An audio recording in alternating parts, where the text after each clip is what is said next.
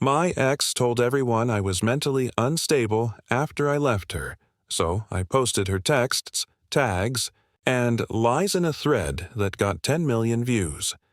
I'm a 29-year-old guy, and I never imagined I'd be here telling this story.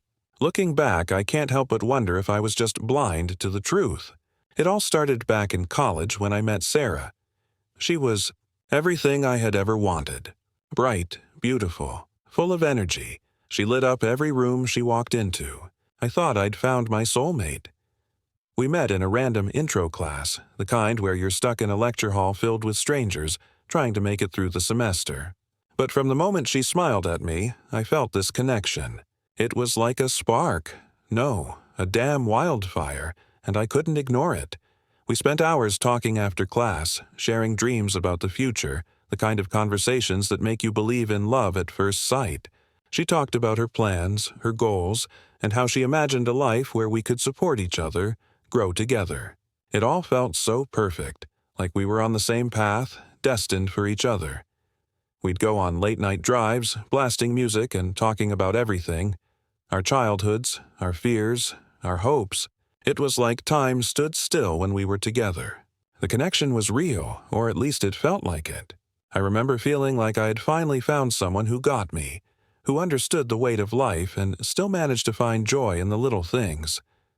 I thought to myself, this is it. This is the one. And for the longest time, I believed that. I told my friends about her, and they saw it too. They'd say, "You two are perfect together," and for a while, I thought they were right. But little did I know, everything I thought I knew about us, about Sarah, was about to shatter in ways I never expected, and I didn't even see it coming. Not yet. I'm a 29-year-old guy, and I never imagined I'd be here telling this story. Looking back, I can't help but wonder if I was just blind to the truth. It all started back in college when I met Sarah. She was everything I had ever wanted. Bright, beautiful, full of energy. She lit up every room she walked into. I thought I'd found my soulmate. We met in a random intro class, the kind where you're stuck in a lecture hall filled with strangers, trying to make it through the semester. But from the moment she smiled at me, I felt this connection. It was like a spark. No, a damn wildfire, and I couldn't ignore it. We spent hours talking after class, sharing dreams about the future, the kind of conversations that make you believe in love at first sight. She talked about her plans, her goals, and how she imagined a life where we could support each other, grow together. It all felt so perfect, like we were on the same path, destined for each other. We'd go on late-night drives, blasting music and talking about everything. Our childhoods, our fears, our hopes. It was like time stood still when we were together. The connection was real, or at least it felt like it. I remember feeling like I had finally found someone who got me, who understood the weight of life and still managed to find joy in the little things. I thought to myself, this is it. This is the one. And for the longest time, I believed that. I told my friends about her, and they saw it too. They'd say, "You two are perfect together," and for a while, I thought they were right. But little did I know, everything I thought I knew about us, about Sarah, was about to shatter in ways I never expected, and I didn't even see it coming. Not yet. Looking back now, I can pinpoint the moment things started to shift. But at the time, I was too blinded by love to notice. It started small, little comments here and there that I chalked up to her being passionate, maybe a little jealous, but nothing that seemed too out of place. It was a month or so into our relationship when Sarah first started making these strange remarks about my friends. I didn't think much of it at first. She'd say things like, "Why do you hang out with him so much? He's kind of weird, don't you think?" Or, "She's always so clingy to you. Don't you think it's a little much?" At first, I just laughed it off, thinking she was just being protective, maybe a little insecure. I reassured her, telling her they were just friends and she had nothing to worry about. But then it started happening more frequently. It wasn't just about my friends anymore. It was my family too. "Your sister's always calling you, doesn't she have a life of her own?" Or, "Your mom texts you way too much. It's like she doesn't trust you to make decisions on your own." She started to make me feel like I was wrong for having any relationships outside of hers. It was subtle, but over time it wore me down. Her comments didn't feel like concerns anymore. They felt like control. It wasn't just her words. It was the way she said them. Her eyes would narrow, and the smile that once seemed so warm would fade into something colder. Like she was trying to make me doubt myself, doubt the people I trusted, and that's when I should have seen it. But I didn't. I kept thinking, she's just being protective. She loves me, and that's why she's acting this way. But somewhere deep down, a small voice started whispering, "This isn't normal." I didn't listen to it. Not yet. The tension between us built slowly, like a pressure cooker slowly coming to a boil. It wasn't something I noticed happening, at least not until I was already drowning in it. It started with the small arguments. At first, we would laugh them off, apologize, and move on. But as the weeks went by, those small disagreements grew into full-blown fights. I remember the night it all hit me. It was a Friday, and we had plans to go to a party with my friends. I was excited. I hadn't seen them in weeks, and I thought a night out would help us reconnect. But when I mentioned it, Sarah didn't react the way I expected. "Why do you always want to go out with them?" she snapped, her voice cutting through the air like a knife. "Are they more important than me?" The words stung more than I wanted to admit. I tried to brush it off, but the tension in the room felt suffocating. "It's just one night, Sarah. I promised I'd be home early. We'll have plenty of time together afterward." But she didn't see it that way. She just stared at me, arms crossed, her lips tight. "It's always the same with you. You'd rather be with them than with me. You're always choosing them." That was it. That was the moment I realized something had broken between us, something that wasn't going to heal. She wasn't mad that I was going out. She was mad that I wasn't putting her first in a way that felt suffocating and controlling. I hadn't seen it before, but now it was clear as day. We fought, and fought. Words were thrown, things were said that couldn't be unsaid. I tried to explain myself, but she wouldn't listen. It wasn't about what was really happening anymore.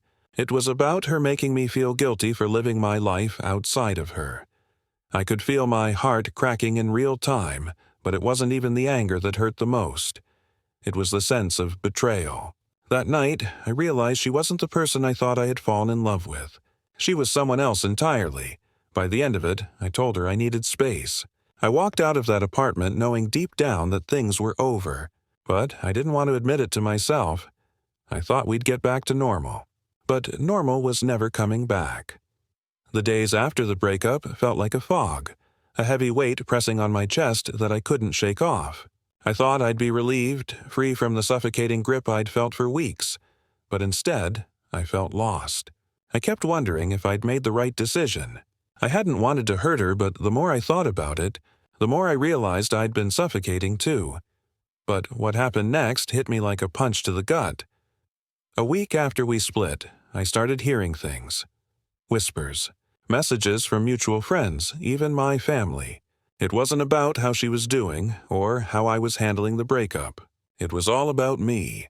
"Are you okay?" they'd ask, but I could hear the concern in their voices, the hesitation. "People are saying you've been really unstable lately." I didn't understand. I hadn't been perfect, but unstable. What was she telling people? I reached out to one of our friends, Jason, hoping to get some clarity. "She's been saying you're not in a good place," he told me, his voice low. "She told me you've been having breakdowns. She said you couldn't handle the pressure, that you'd lost control. I thought you should know." The words felt like they were ripping through me. I wanted to scream, to shout, to tell him how wrong it was, but instead, I just sat there, stunned. She had turned me into the villain, painted a picture of someone who couldn't even handle a breakup without falling apart. I spent the next few days in a haze, wondering how this had all gone so wrong. I thought back to everything, all the arguments, all the moments where she'd told me how much I needed her, how everything in my life seemed to revolve around her. It all made sense now. She didn't just want me to be her partner. She needed to control me. She needed me to be weak, to depend on her, so she could hold all the power. But it wasn't just her spreading these lies. Other people started treating me differently. Friends wouldn't look me in the eye. My family started giving me that worried, pitying look. I felt myself falling into a hole, a place where I couldn't escape the narrative she'd written about me. I was losing everything. My dignity, my sense of self, and I had no idea how to stop it. But then something shifted inside me. I couldn't let her do this. I couldn't let her destroy me like this. I was going to fight back. But I had no idea how much worse it would get before it got better. The lies Sarah spread about me weren't just damaging. They were designed to destroy my sense of self. It was like she had built this elaborate story about who I was, and I was trapped inside it. Every day, I felt like I was suffocating, like I couldn't breathe in the life I'd once known. The gaslighting started small. It wasn't the big things I noticed first. It was the little moments that felt off. She would send me texts, and I'd respond. But then, when we'd meet up with mutual friends, she'd act like we'd never spoken. She'd say things like, "Oh, I thought you said you were going to be somewhere else," when I had clearly told her where I was going. I didn't even realize it at first, but I was starting to question myself. Did I really say that? Was I overreacting? She would spin my words, twist them until they didn't even sound like me anymore. The more I second-guessed myself, the more she grew distant, and the more she pointed out how much better she was at handling things. She made me feel like I was crazy for feeling the way I did. It wasn't just in person. I remember the day she sent me a message that still haunts me. It was a simple text, but the words dug into my heart. "You know, I never said you were mentally unstable. I just said you couldn't handle stress like other people." The tone was so calm, so dismissive, as though my pain didn't even matter. I felt a sinking feeling in my stomach as I reread it. I'd been there when she told people I was falling apart. I remembered her words clearly, but now she was rewriting our history, erasing the truth, and painting me as the problem. "You can't even handle stress," she told me, and suddenly I wasn't sure if I was the person I thought I was. I tried to talk to her about it. "Sarah, why are you doing this? You're making me feel like I'm losing my mind." She stared at me with cold eyes. "You're too sensitive," she said. "That's why people think you're unstable. The worst part? She was convincing me. Every day I was questioning myself more. Maybe I was too sensitive. Maybe I really was losing control. Maybe she was right. It was a vicious cycle. The more I doubted myself, the more I stayed silent. The more I stayed silent, the worse the lies got, and it kept escalating. I was spiraling, but I didn't know how to stop it. It all came crashing down one night. I was lying in bed, scrolling through my phone, unable to sleep.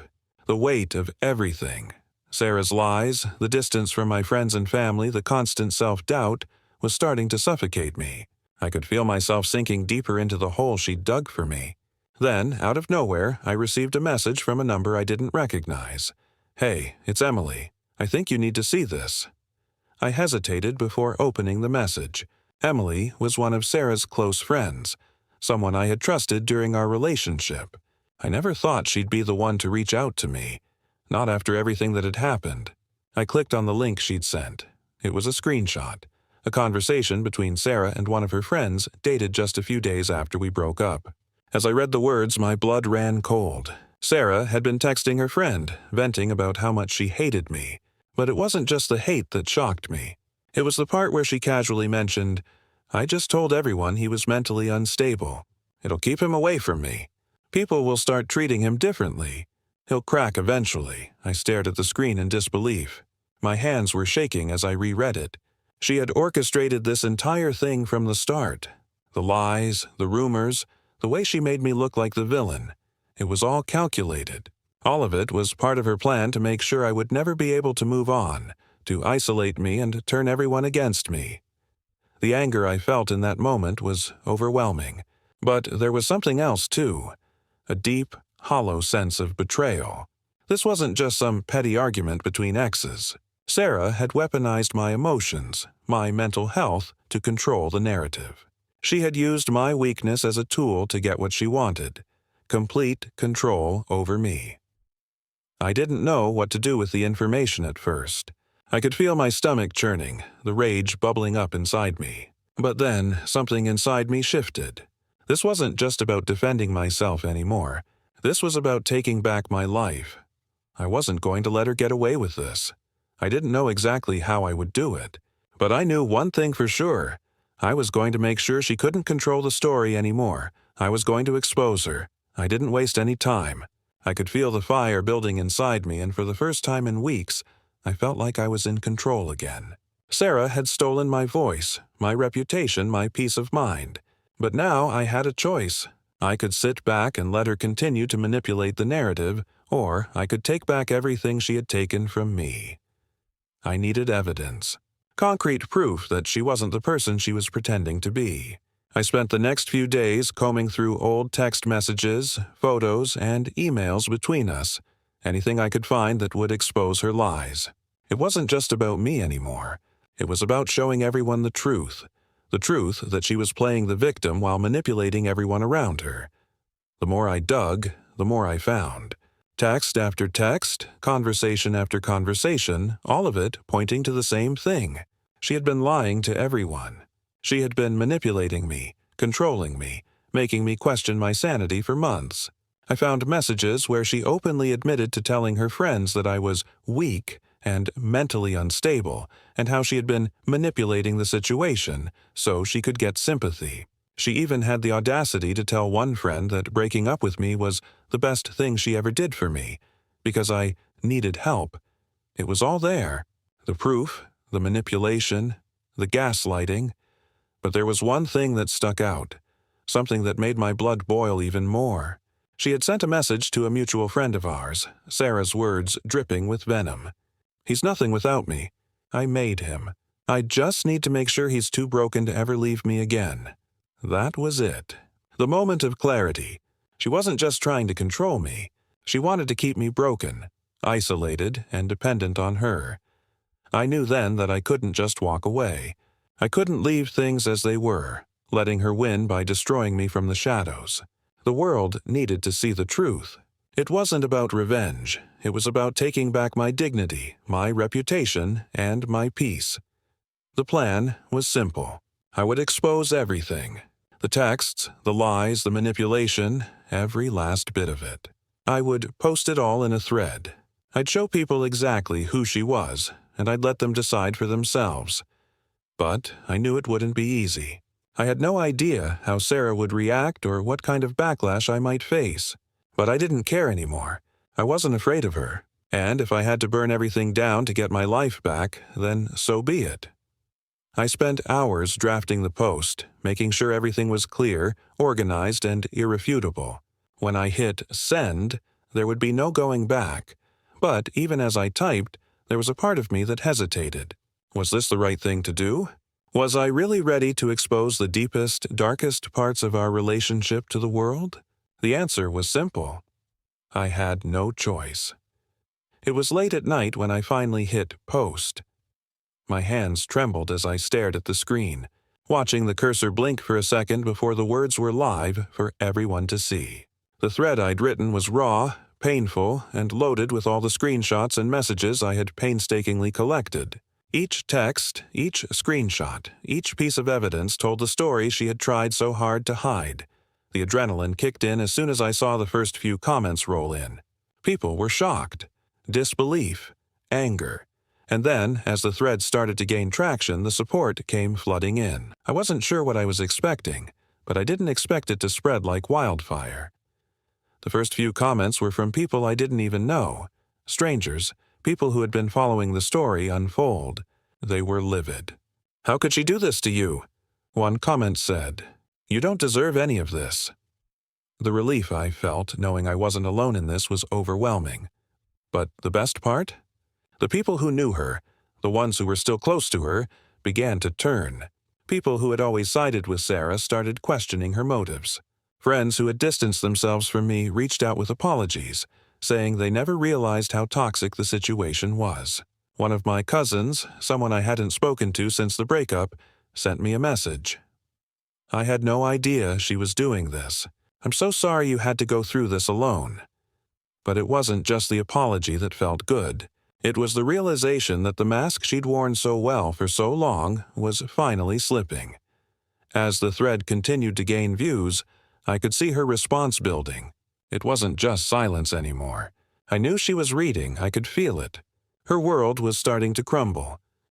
Then came the first direct message from her, and I knew this was only the beginning. "You're ruining my life. "I did everything for you," she wrote, her words dripping with anger. "You think you're the victim here? You're nothing but a coward." I read it, but instead of feeling the usual guilt, something inside me snapped. This wasn't about guilt anymore. This was about me reclaiming my life, my dignity, and my truth. I wanted to respond, but I didn't need to. The truth was already out there, and for once I felt like I had control, like I was standing on the edge of something big. But then, as the comments piled in and the views climbed into the millions, I realized something else. The deeper I dug, the more the people around Sarah were turning. There was no going back for her. She had made her bed, and now she was lying in it. Still, I knew she wouldn't go down without a fight. It was only a matter of time before she'd try to hit back, and I wasn't ready for what came next. It didn't take long for Sarah to strike back. The post had been up for just a few hours when I started getting messages from people I barely knew, people who had once been her friends. They were the first to turn on me. Some in disbelief, others with outright hostility. "You can't just air your dirty laundry like this," one person said. "You've crossed a line." I wasn't sure what kind of response I was expecting from Sarah, but this wasn't it. It was worse. I hadn't realized just how far she was willing to go to maintain her control. The first message came from her directly. I saw her name pop up on my phone and my stomach tightened. I hesitated before opening it, but I knew I had to see what she had to say. "You are a disgrace," the message started, her words cold and venomous. "Everyone who's reading this will believe you're the crazy one. You're ruining my life just to make yourself feel better. This is nothing but your pathetic revenge." I felt the old pang of guilt creep up, but I swallowed it down. This wasn't about me anymore. This was about her and her need to paint me as the villain. I didn't respond. I couldn't. But the messages didn't stop.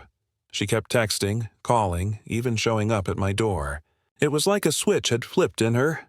The person I had known, the girl I had loved, was gone. Now, all I saw was someone desperate to cling to the narrative she'd built. Her voice became sharp, almost pleading. "You're ruining me," she repeated. "I never did anything wrong. You were always the one who couldn't handle it." But it wasn't just the texts. She started posting. She posted screenshots of our private conversations, twisting them to fit her version of the story. She painted herself as the victim, the girl who had tried to help me, who had put up with so much because of my mental instability. And the worst part, people were starting to believe her. Some of my friends came to me privately, telling me they weren't sure who to believe anymore. One of them even asked me, "Are you sure this is all true? She's saying you're just doing this to get attention." I wanted to scream. I wanted to send her every single text, every single screenshot I had of her confessing the truth, of her manipulating me into believing I was the problem. But I knew that would just drag me into her mess even more. The whole point of this was to take back my dignity, not get dragged back into her web. Still, her response was having an effect. The public drama was only intensifying, and I could see my life spinning out of control. People who had once supported me were now questioning my integrity. I felt myself sinking, my confidence faltering for the first time since this whole thing began. I had to remind myself of one thing. I had the truth. I had the power. The story wasn't over yet, but the way Sarah was spinning her narrative, it was clear she wasn't done fighting. And I wasn't sure how far she'd go to win me now. The storm had grown uncontrollable. I'd seen things go viral before, but nothing like this. My post had taken on a life of its own, far beyond anything I'd expected. Comments were flooding in by the thousands, some in support, others condemning me. But the worst part was the way Sarah's followers were attacking me, some of them even threatening me. They said I was weak, a liar, desperate for attention. The story began to take on a life of its own, growing beyond the simple truth of what had happened between us. People started digging into my past, questioning my character, trying to find anything they could to discredit me.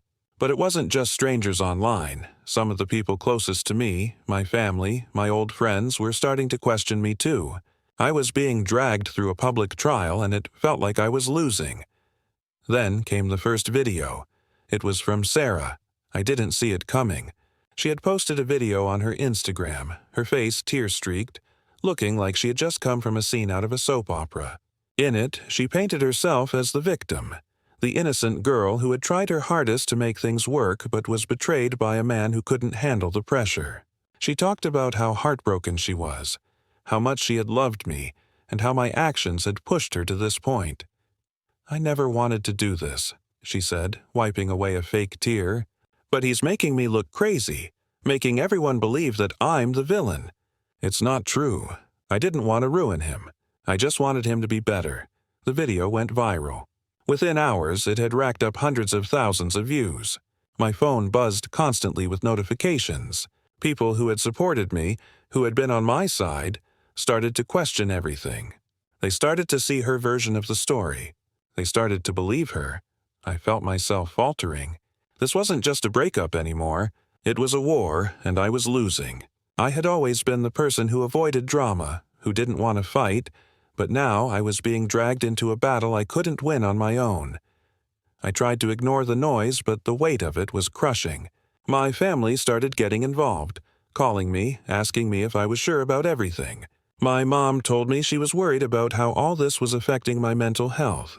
They said they didn't want to take sides, but it felt like they were taking hers. The backlash wasn't just online. It was everywhere. People who I thought were my friends started distancing themselves, and Sarah was basking in her new role as the sympathetic victim. I knew what I had to do. I had the truth. I had the evidence. But even with all that, I could feel my resolve weakening. The public scrutiny was suffocating, and I didn't know how much longer I could keep going. But then I saw a comment that stopped me in my tracks.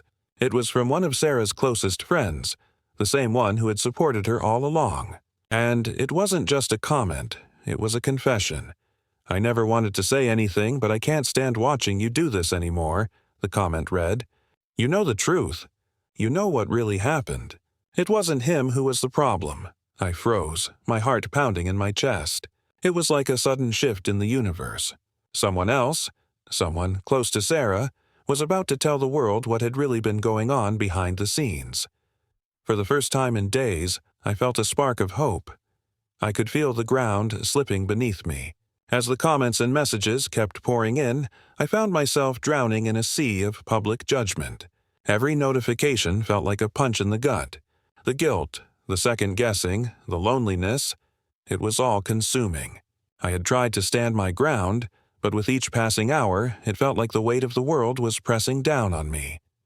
I'd always been the quiet one, the guy who kept to himself, the one who hated conflict. But this was different. This wasn't just a disagreement between two exes. This was my life being torn apart, piece by someone who knew exactly how to manipulate the situation.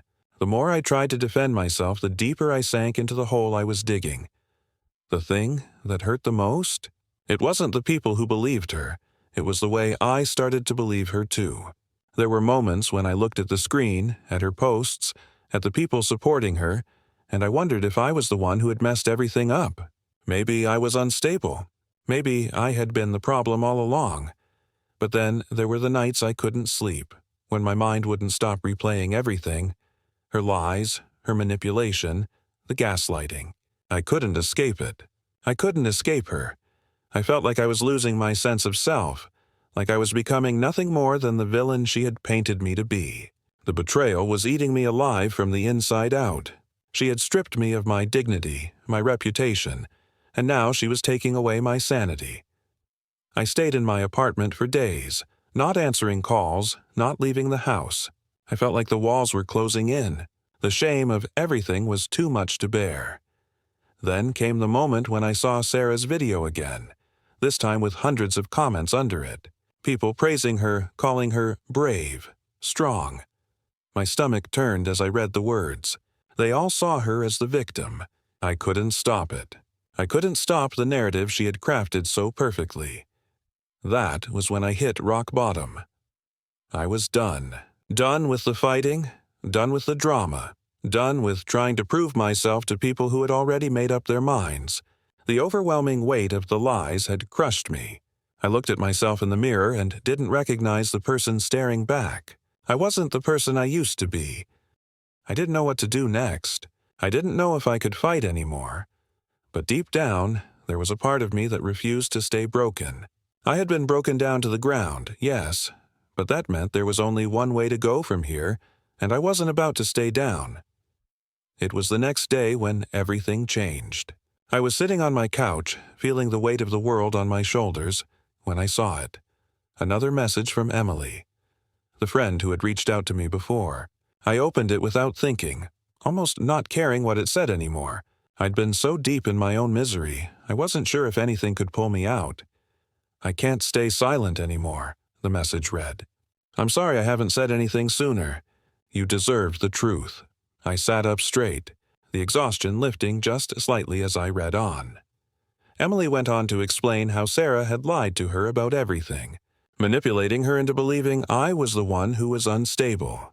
But as the months went by, Emily started to see through the cracks. She had been there during many of our arguments, but she'd been too afraid to speak up, but not anymore. Emily confessed to me that she had witnessed Sarah's manipulation firsthand, how she'd play the victim, twist the truth, and make me seem like the bad guy. "I've seen it all, and I can't watch her destroy you anymore," Emily wrote. "I have the proof. I'll back you up. You're not crazy." She is. My heart raced as I read her words. "I'll help you expose her." With that message, everything shifted. The final piece of the puzzle had fallen into place. I wasn't alone anymore. I had someone who knew the truth, who was willing to stand by me, and who had the evidence to back it up. Within hours, Emily sent me screenshots of her own conversations with Sarah, ones where Sarah had explicitly told her how she was manipulating the situation. There were texts where Sarah admitted she was playing the victim to make me seem like I couldn't handle life. She even talked about how she'd orchestrated the entire thing, how she'd played him to get what she wanted. The proof was irrefutable. The next day, I posted everything. I uploaded the screenshots, the messages, the lies, everything. Emily's confession, her testimony, all of it. I didn't just want to expose Sarah anymore. I wanted to make sure that she couldn't ever twist the truth again. The reaction was immediate. People who had sided with Sarah before started reaching out to apologize. My family, who had questioned me, began to see the truth. Sarah's followers started to turn on her, many of them disgusted by the way she had manipulated me and others. The support I received was overwhelming. For the first time in weeks, I felt the weight lifting off my chest. But it wasn't just the support that felt amazing. It was knowing that, finally, I had taken back control of my story. Sarah tried to retaliate, of course. She posted angry rants, trying to paint herself as the one who was wronged. But it was too late. The evidence was out there, and her lies had nowhere to hide. Her followers began unfollowing her in droves, and the pity she'd tried to garner turned into disgust. And for the first time in a long time, I felt at peace. The public drama was over. I wasn't defined by her lies anymore. I wasn't broken. I wasn't the villain. I was free. It had taken every ounce of strength I had to get here, but I had done it. I'd exposed the truth, stood my ground, and come out on the other side stronger. I had finally reclaimed my life.